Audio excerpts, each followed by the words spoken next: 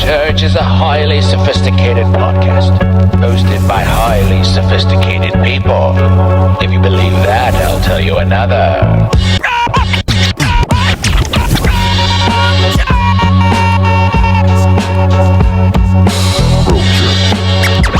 Yo, welcome back. You know what it is. It's Bro Church. That's the Dave. I'm Felix. Season 2. We're back at it. We've been gone since February. Yes, we have, right? Dave and I took what was a couple weeks off that turned into like a couple months because we just couldn't. Life gets the lifing. I swear to God. Yeah, we tried, but it just freaking schedules weren't lining up and shit. So mostly on my part. Well, Dave's just like, look, we've already established how busy you are, dude. So Dave's, volunteering and working and raising and yelling and throwing fences, and he's doing all kinds of stuff. He doesn't have time. Well, we finally decided to rearrange our schedules to record. So we're recording on a Saturday morning. Woo, so much better. We've got our coffee. So much better. No sense of rushing off. No sense of rushing in. We're just easing in, and we're starting season 2 now. We are in the middle of the month of May. May is Mental Health Awareness Month. Big time. And so I was like, dude, let's just talk about that real quick, especially coming from men. I think obviously it's well known and established now, at least I hope it is, 2025, men typically don't share their shit, but they're coming around to it. I think it's becoming more of an acceptable norm for guys to talk about mental health as men. And I'm hoping that we can dig into this with our usual bravado of humor, but also take this very seriously because we do.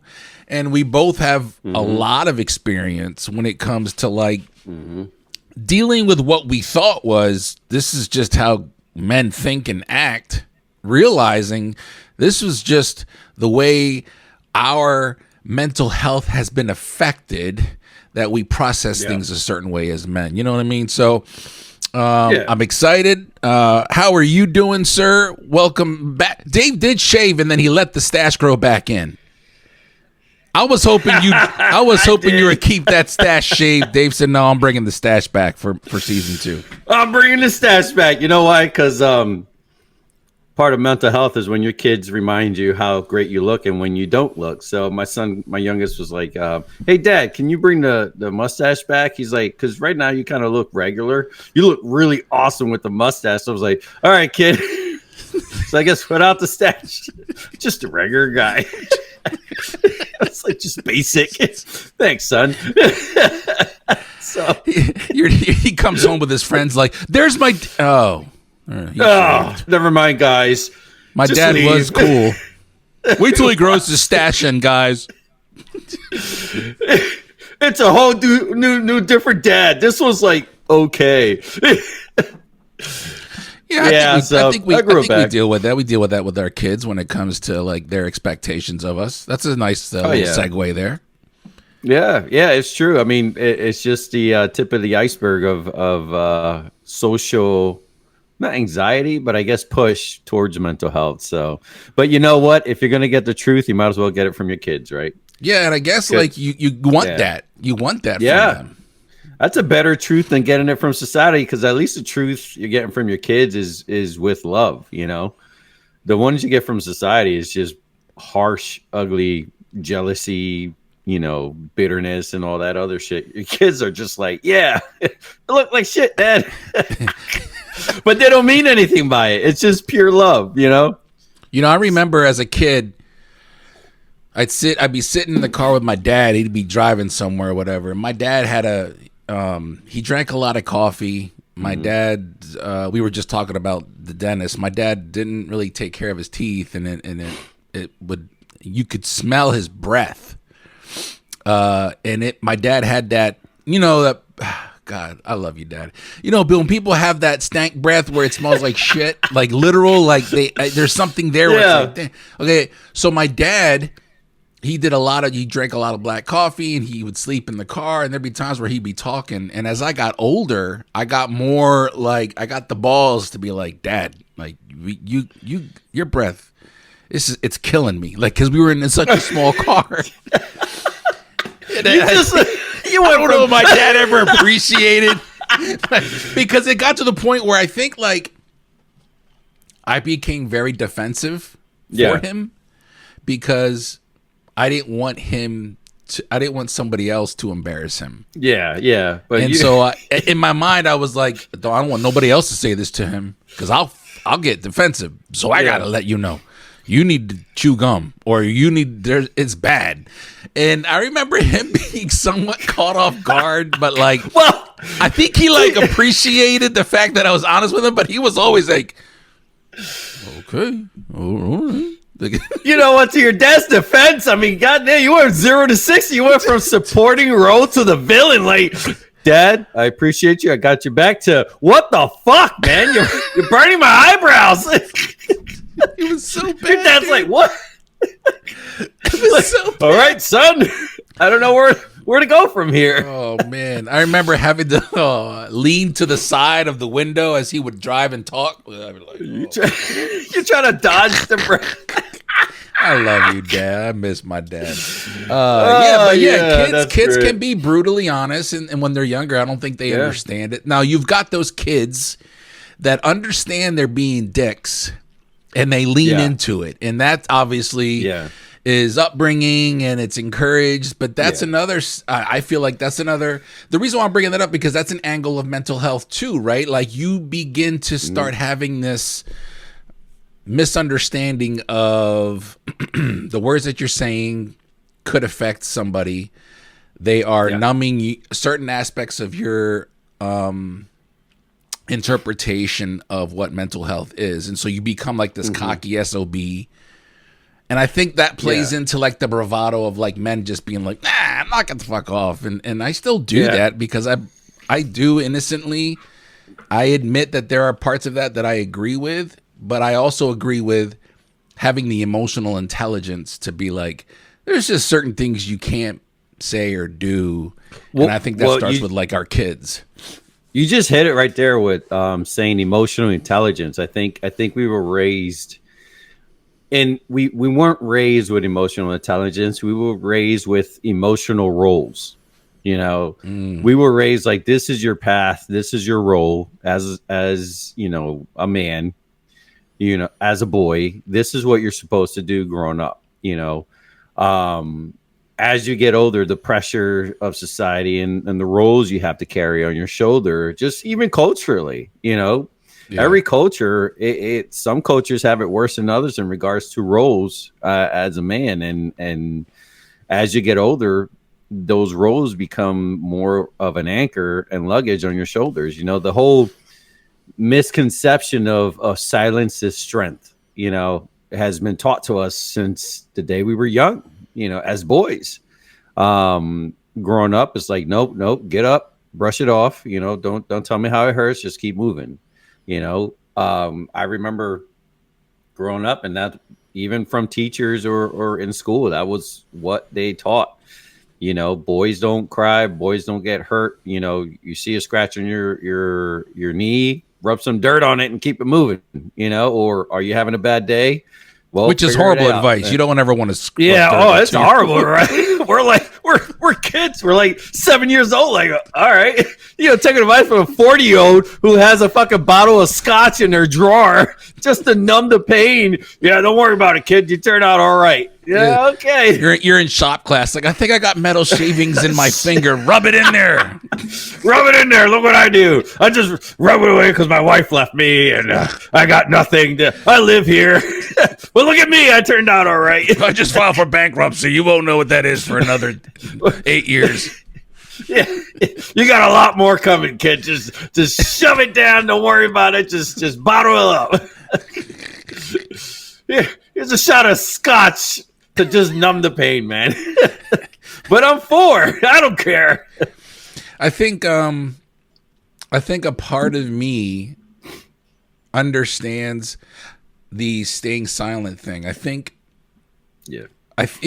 only because, and I had this conversation with my wife, and I've been thinking about it a lot. Like, it's a real tricky balance to have a conversation about mental health for men and the way we talk about it, because they're all on point and they're all true. But some of it, I feel like I just can't help but be, I don't want to say stoic because I feel like I'm putting a cape on, but it's that stoicism of, no, I'm good, I'm fine. Because you have to have a sense of, I am the anchor. Let me at least, everything else is going to fall apart around me. Everybody else is going to need somebody to lean on. That's inherently in me. Now, you can say that's just the way men are. You can say that's the way that I was programmed as a young kid. I don't know. All I know is there's a fine line between when you get a cut as a kid, telling a young boy, are you okay? All right, we're going to have to, you can't keep crying about this. Like, how bad is the pain? Let's move on.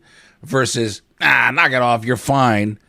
Also versus, oh my God, are you okay? Pick you up, hold you, wrap you in bubble wrap. Like that, there's this delicate balance where for me, I'm like, I really feel like there needs to, and maybe that's bad. I feel like for boys, I handle my son differently when he was younger than I do my daughters. I did. I was a little bit rougher with him. I was a little bit, I showed him love. And I know you understand this because you've got 3 boys and I've seen you be tough and loving. And so like, there's this, like, I need you to understand your place as a man. And I hope that that isn't in the same pocket of toxic masculinity, if we're still calling it that, because I never intended it for that. I'm intending it because I believe that we have a role as men, but we can also be very tuned in if we pay attention to the right signs and handle it. And it becomes like this weird dance, because I could be saying something that somebody would take offensively, like, well, that's not how men are supposed to be. Well, I feel like that's how men should be. You know what I mean? Like, so there's like this dance.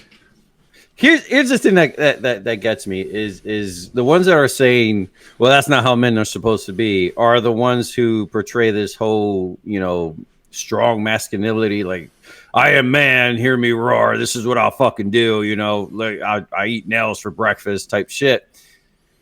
But it takes about 5 minutes of an emotional conversation to break them.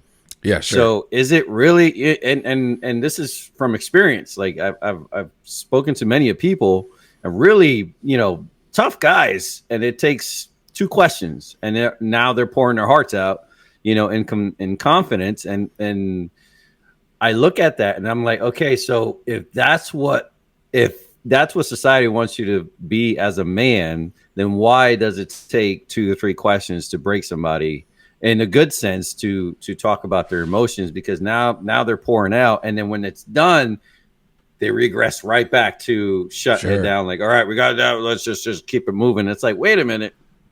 Right. This is where the disconnect is. When I raised my boys, I raised them with that role. I admit it. I raised it with the role of society. Like, my boys are going to be, protectors of the family. Is that what's going to happen? I don't know. But at this point, as men, they will be. It's just at this point, So I'm not going to not teach them, just like I'm not going to not teach them how to change a tire. Sure. I'm not teaching them how to change a tire because this is what men do. No, I'm teaching them how to change the tire just in case they blow a tire in the highway. I can give 2 shits if their wife is a mechanic and be like, no, I got you. All right, cool. Right. Take care of it. I don't care if the wife's like, I changed 4 motors, on a 79 Chevy. All right, cool. Great. Do it. If they can work as a team, like, all right, if my sons can be like, all right, what, you know how to change the tire better than I do, I'm going to watch the kids, make sure they're off the road and they're safe. You take the tire, I'll watch your back, make sure the traffic. When you start switching from roles to team, because in the team everybody has kind of an idea of what to do. So when one is down, the other one takes this place, to support the one that's down. So once they're up, they can reverse or back each other up. Mm-hmm. That's what I'm trying to teach my boys is I don't want you to go into this world thinking that this is your role. This is what you're going to do. This is what you have to play. Yeah, you have that little dash, that little essence of, okay, this is your guideline. You have your guideline to follow, but also too, if you have a wife who matches you, work as a team. Don't tell her, all right, if she's better at something than you are, don't tell her, I'll take care of it because I'm the man of the house. You go do whatever women do in the house. No, if like Ronnie's immensely better at financial budgeting or just finances than I am. But in general, especially in Hispanic world, the men run the money, right? Men run the finances of the house. No, I can't because I can't fucking do it. I could budget my way out of wet paper bag, but she can take. We've been one income family, dude. Even through what's going on right now, we've been one income family for almost 18 years now. Yeah. So that's just like strict budgeting, but that's take a strength from her to be like, and from me to be like, all right, I know technically I'm supposed to do this to society eyes, but I know when there's a sinking ship, and I think your ship's a lot better than mine. So I'm going to go on your boat and you run the finances and you tell me what to do. That is the teamwork. That is the I know my role, but I know your role. You're better at it than I am. What can I do to support you? I don't mind being a supporting role because I know she can rely on me if cars go down, or if she's down, I can cook something. It's the back and forth changes that we do without having to really confidently say, this is my role as a man. This is the only thing I'm going to do when I get home. That just doesn't work because you can't do that at work, right? You can't go to work and be like, yeah, I'm only going to sweep the floor. Unless you're in a union, then yeah, that's probably what's going to happen. But that dash you were talking about, though, that little essence, that's what I'm referring to also. But I'm also referring to it on the flip side, where the people that are saying that's not really a man and they need to be more emotionally available, I don't lean heavy on that direction either. Yeah. I feel like, and that's what I mean when I say, I don't know if that's a good thing or a bad thing, because there's times where I'm like, I want my son to be emotionally available because I believe I am, but I also believe that you can't be too emotional, too available in that area that you aren't the anchor. And that see what I'm saying? See that? Yeah, I and that's where you're laying down the guideline. Now we're afraid to not be that anchor because we're too emotional, by speaking. But if you find a partner, and this is, believe it or not, this is something I'm working with too, because when I shut down, I fucking shut down. I don't want to talk about it. Don't bring it up. Just give me my time and let me just forget about the world for how long as it takes, And I just recently started to get that point because I used to be able to just speak, have conversations the best that I could, because I'm not, believe it or not, I'm not a great conversationalist. Once I'm done talking, I'm like, all right, I'm done. But like, give me a beer, I'm good to go. But just with my dad passing and all that, it just come with reality and trying to recover from the lost time and all. But it put me in a spot where I just literally, there are days where I don't even catch it. I just shut off. My wife is like, hey, I'm here, talk to me, anything I can do to help. And I'm like, I don't even know. I don't even know what's going on. Just the fact of me saying I don't even know what's going on is helpful, because at least I'm trying to express like, yeah, I know you're watching me. I know you're concerned, but I don't even know how to deal with this, So when you teach your son to be not to be too emotionally available, you got to consider the partner that we're with, because if their partner is willing to take that emotional, not baggage, but energy or whatever you want to call it, then maybe it is a good thing that your kid can be emotional. So we kind of just. But do you think do you think it's good to be too emotional? Do you see that as an issue? Yeah, I think if you're like I do. Brandon Fraser. Yeah, if you're like Brandon Fraser and Bedazzled, and you're fucking the sunset. Yeah, like every 5 minutes you're just fucking crying, and even. And that's the thing, and this is where I feel like people will start to feel like, well, that's not right. That's not, and maybe it's not a healthy way. I can't help but look at it that way. I that's what I mean by there's this dance where I can have a conversation and be emotionally available and really talk about things that probably men typically don't talk about. And then on the same hand, I can turn around and be like, my guy, get your shit together, please. Yeah. And I feel like there's a role for both. I feel like as men, and I feel like when it comes to mental health with men, that's the dance that men play, that they go through that. Well, how do I know when to pull back?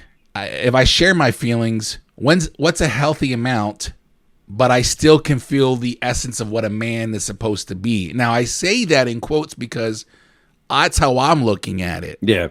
And what I said earlier is that the way we are inherently? Is that societal pressures or the conditioning? I don't know. I know that I grew up in a household where men were very stoic, very loving, but there was a sense of responsibility that the man has and that the family looked toward.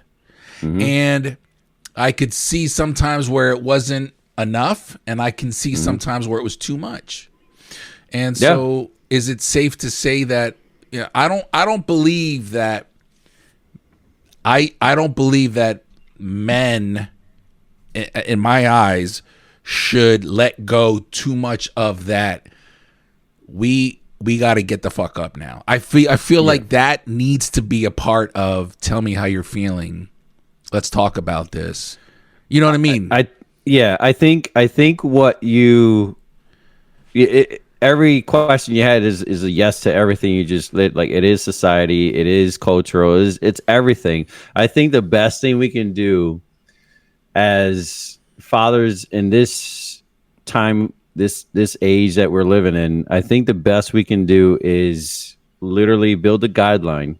I know I've said that a few times, but also be available to listen. Like, if we think it's consistently every 5 minutes is a crying fest, I think we should be available to be there and listen and be able to guide them out of that. Be able to give them the tools to utilize or provide the tools for them or the guidance to be like, look, maybe this is something that's far from my point. Here are some things that might help you, or someone else that might help you as far as a counselor or a therapist.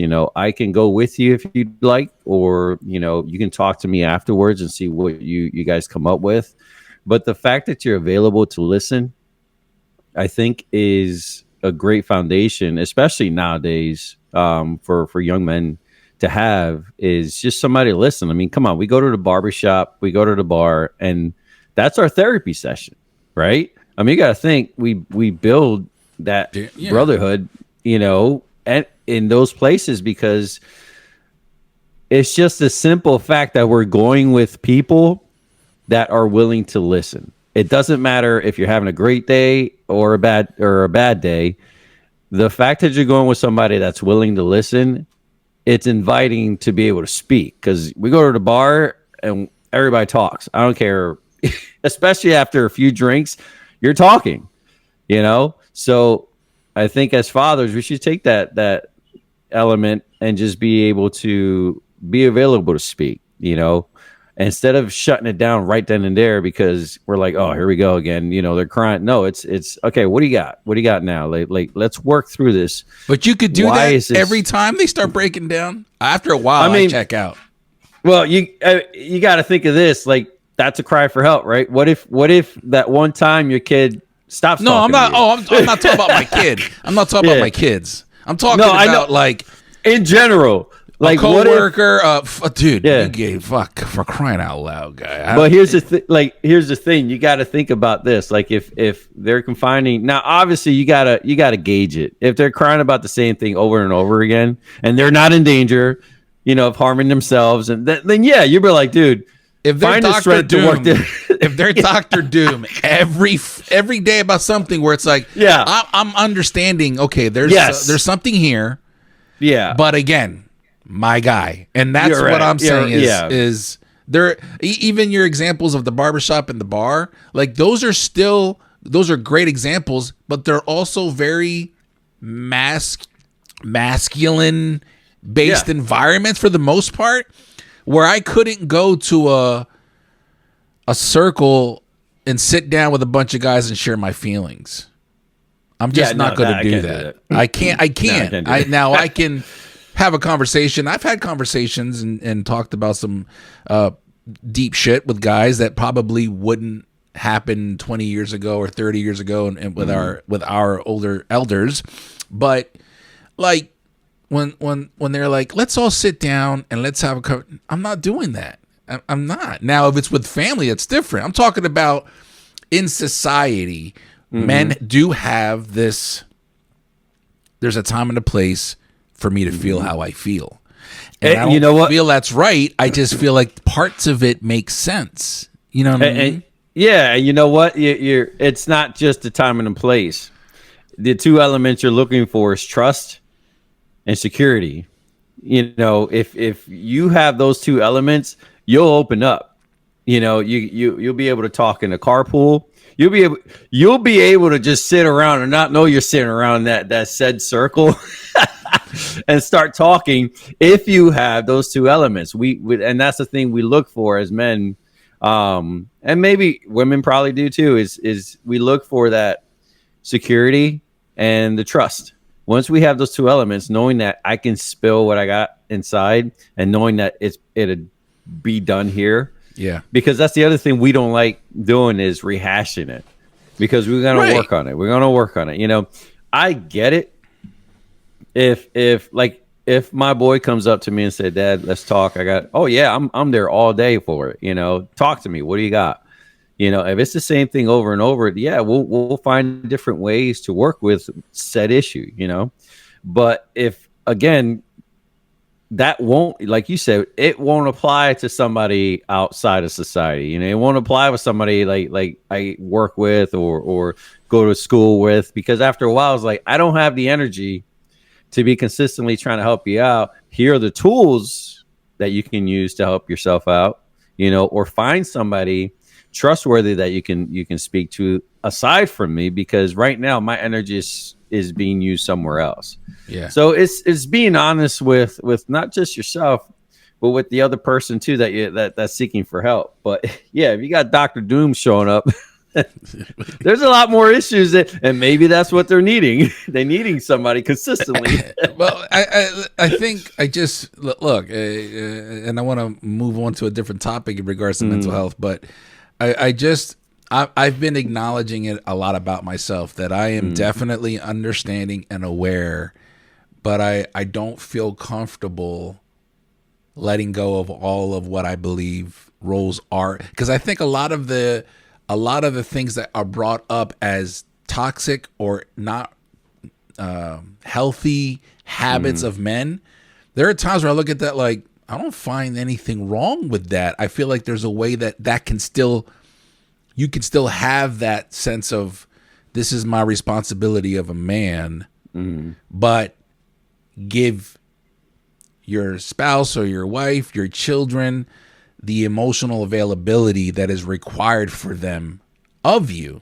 And I don't want to rob one to satisfy the other. And I feel like that's a dance. Like Kirsten always kind of like will hold me accountable for something. And I'm always like, one day you'll understand when you're older. I'm not speaking.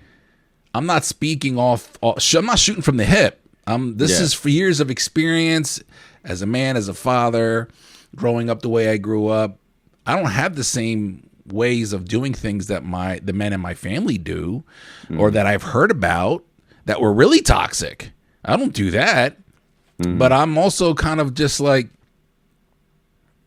I do, and maybe I'll learn from this. I do believe like I need to be the last one to deal with my shit in my home. That doesn't mean I don't share with my wife. I do, but I need to. I'm at the same time. My brain is thinking, the share, divulge, share, express my emotions, but also keep it all together. Because everybody else will fall apart before I do. And I don't know if that's healthy, and that's just the way my brain is operating. That's how your brain was wired. Again, culturally, but I feel like that's the right thing. Yeah, and that's what I mean. I feel as a man, I feel good. Like there's times where I'll be like, but it's okay. You can talk. I've said all I needed to say. Yeah, I'm good. You know what I mean? Like sometimes it's like, but we need to really open up. We don't got to do all that. I've opened. And there's like a sense of, but this is how I am.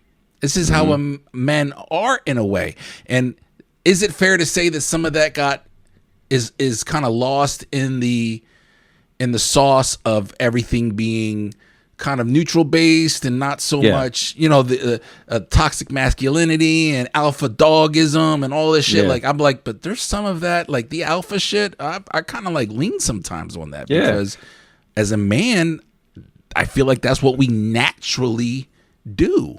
I think we're in a verge right now of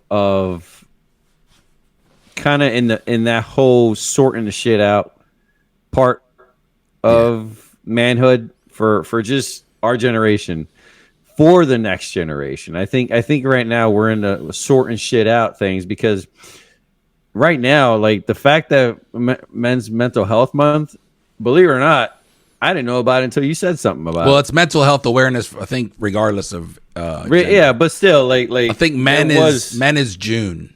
June, I think news to me. Yeah, you see what I'm saying? Like that's something that could have been aware, but I think right now we're just sorting shit out and trying to figure things out from generational curses to finding out what we can do better, to not losing some of the stuff that, whoa, this camera wants to take a look at my boobies. Hey. There we go. Yeah.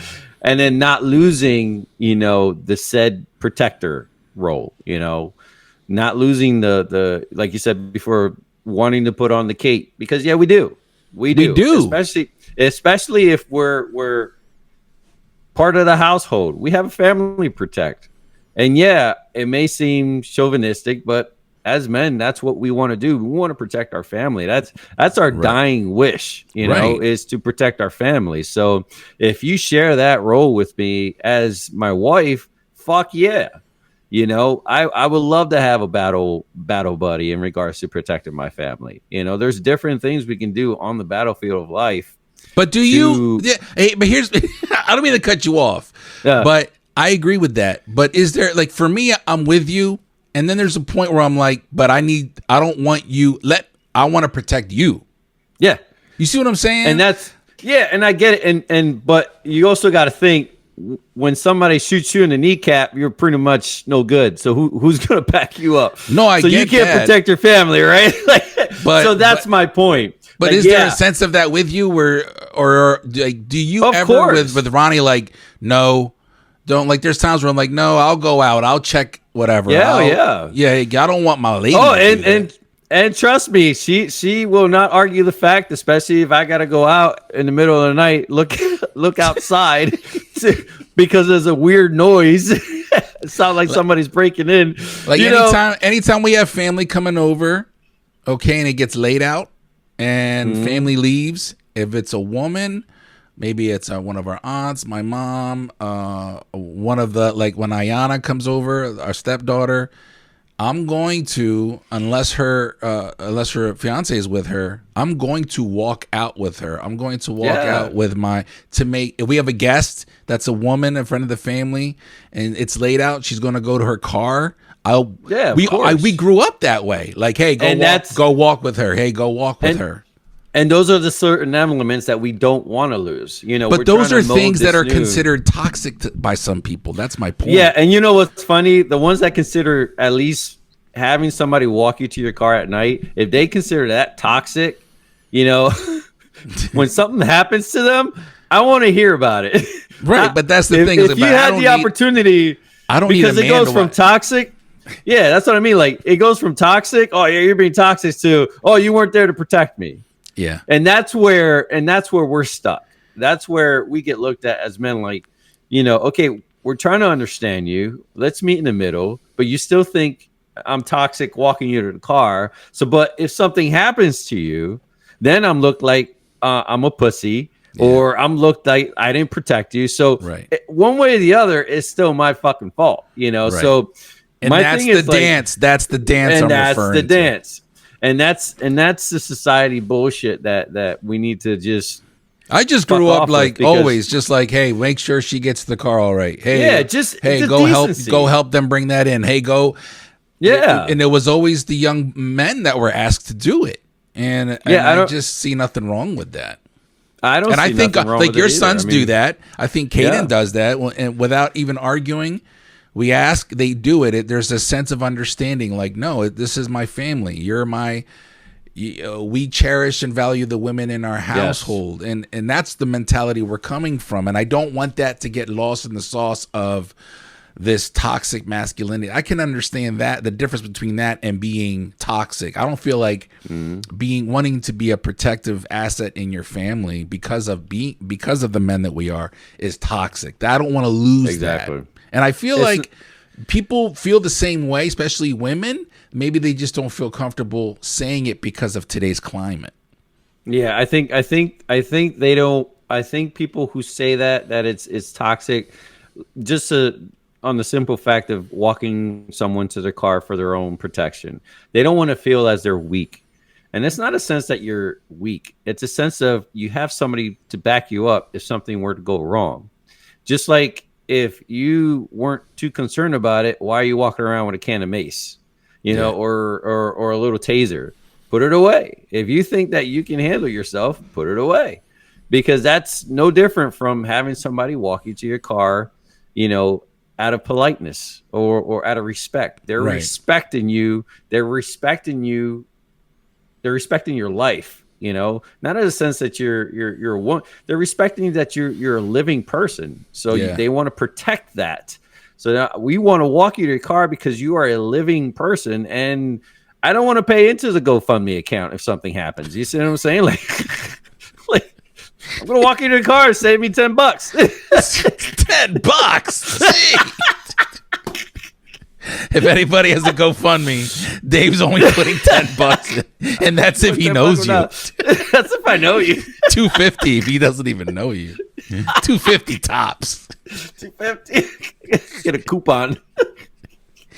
All right. Well, yeah, I'm glad we're talking about that because I think it's easy to get swept into like be open-minded and be, which I believe in, but I also really wanted to touch on like there are a lot of things about being men that I do believe is good, and it's of a man, in my opinion. And I don't know if that take is not popular, but that's just the way that I feel like I have been living my life. That's how I saw it growing up. And I'm proud to teach that to my son and to the nephews. And hopefully they get better at it. They do it better. You know, they're able to be more emotionally available, but also be the pillar of strength that a man, I believe, yearns to be in a household. Yeah, agreed. I think the learning ground comes from, believe it or not, the mother. You know, I think the major part of we as fathers take him to a point, right? But to be the man that, you know, we acquire from them, in my opinion, comes from the mother, because the mother is able to say, yes, this is it. You know, yes, be this emotional. Yes, don't be this emotional. Like, talk to me. This, like that right there refines them to be that said man that said woman's looking for, or said person is looking for, or even for themselves to be that proud, yes, I am a man, yes, I am the alpha or whatever, comes from the female factor in your life, like your mom, or if your mom's not around, your aunt. You have a female factor in your life that's teaching you right now how to be a man. And if you don't have that positive female factor in your life, that's, in my opinion, comes toxic masculinity, because now you're thinking you're only getting one-sided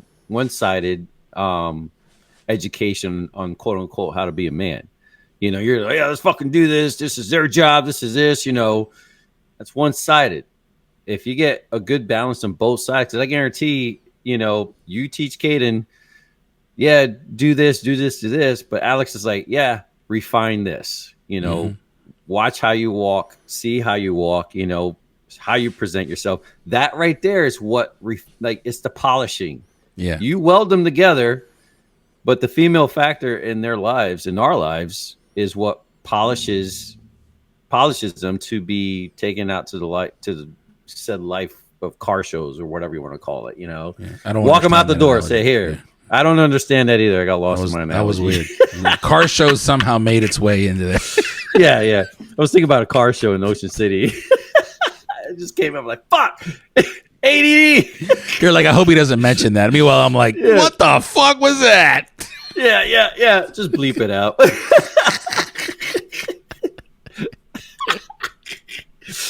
Back on mental health, like, yeah.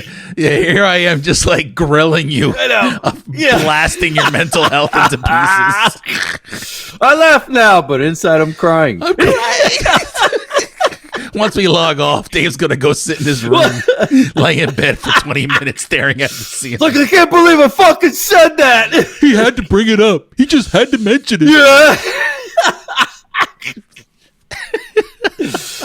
Oh my god, it's fucking great. All right. Well, I think this is a good conversation for men. There's a way. Yeah. There's so many different ways we could go about mental health awareness. I really wanted to just tackle it. I felt this fit the bro church theme with men and the guys that are listening. Yes, we want to be men. We want to be available as men. We love when we are appreciated and respected as men. But please keep in mind that we also need to be emotionally available, that we need to have a sound experience in our household where our wives' inputs and feelings and our children's feelings and their input matter, and one hand washes the other.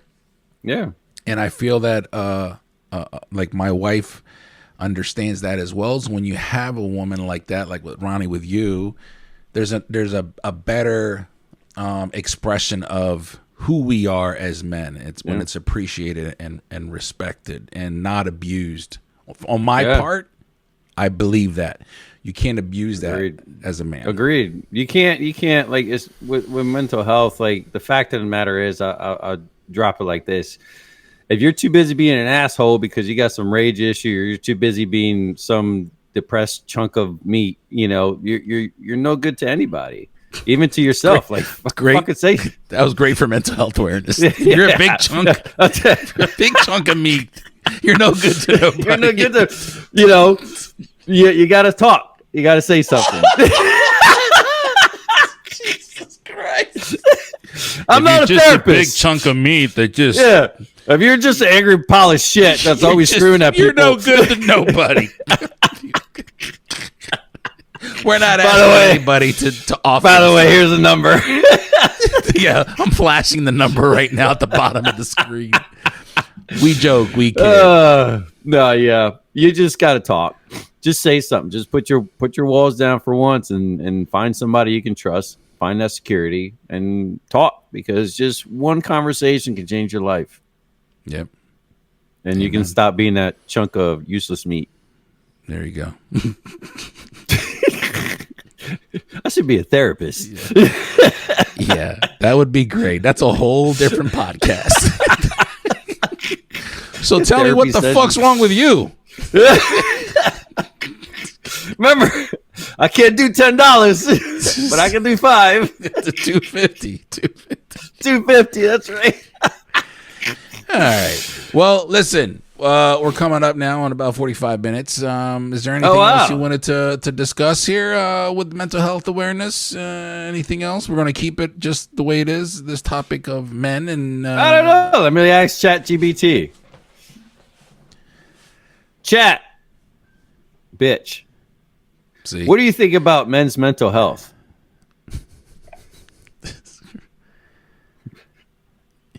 Oh, how do I do this? Just don't, because you're not. What do you think of men's mental health? I'm curious to see. Questions. Let's take them one at a time. First, how do you do this? If you're talking about starting a podcast on men's mental health, All right, I'm already tired of this. You're talking too much. Dave wasn't calling her a bitch. He was just referring to the app itself as bitch. Bitch. We're already starting. I think I might have to edit. That's going to be a tough one to explain. Dave's like, hey, bitch. I don't think that's the way we want to end this episode. Hey, bitch. Horrible. All right. That's great. I think that's a perfect way to Yeah, I guess. Hey, bitch. Like I was agreeing with him the entire episode, and then at the very end, he just fucking lost me. It's just lost me calling ChatGPT bitch. All right. Oh, fuck. All right. Well, Dave, God thank you damn very that. much for sharing your expertise on this topic. It's Yeah, and imperative that everybody understand how important their mental health is. And this is just an aspect of it. I'm not saying this is mental health as a whole. There's way, like I said, we just touched on a certain particular topic within the mental health stratosphere, atmosphere, realm. Okay. And I encourage you all to, if you think you need help, go get it. Talk to somebody. Therapy is a good thing. Prayer, if you don't believe in any of that, then drink water. Don't drink your sorrows away, because it's good at first, and then you just come crashing down. That's a real thing. Crashing. That is a real thing, man. Crashing down, literally. All right, Dave. Well, I think that's it for us here. Season 2 is, episode 1 is in the books for season 2. Actually, this is like, I think this is 21. Anyway, who cares? I'll get back to it later. All right. Enjoy your day. I'll enjoy You too. mine. Y'all be safe. Bye-bye. All right. Peace.